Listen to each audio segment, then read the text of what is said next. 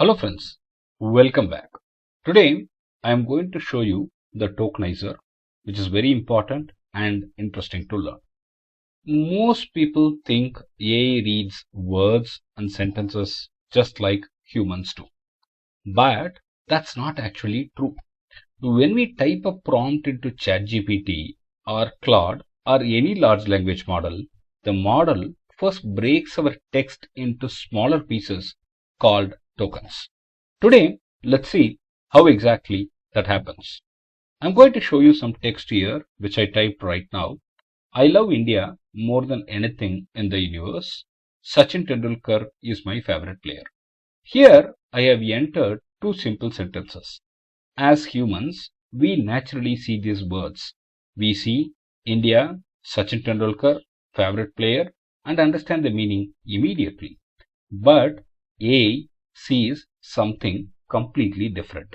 Yes, just see these numbers here, 19 and 88 characters. Tokens are 19, characters are 88.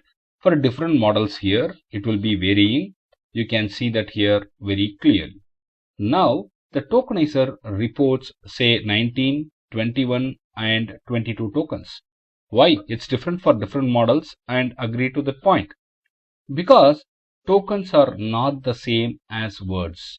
A token can be a word, part of the word, punctuation, spaces, common character sequences, and more.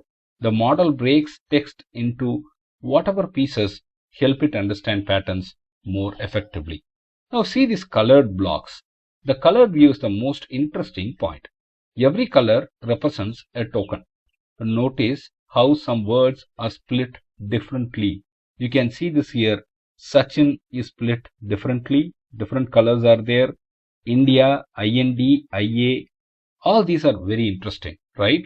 Please notice how some words are split differently. The tokenizer is deciding what pieces of text have I seen frequently during training. Those frequent patterns become tokens. Let's take a very simple analogy. Think of it like Lego bricks. Humans see a completed Lego castle. The AI sees thousands of individual Lego pieces. Tokens are those Lego pieces. The model builds understanding from those pieces. Now, we need to explain why tokenization exists. A natural question is, why does not the model simply process words? Because computers work with numbers.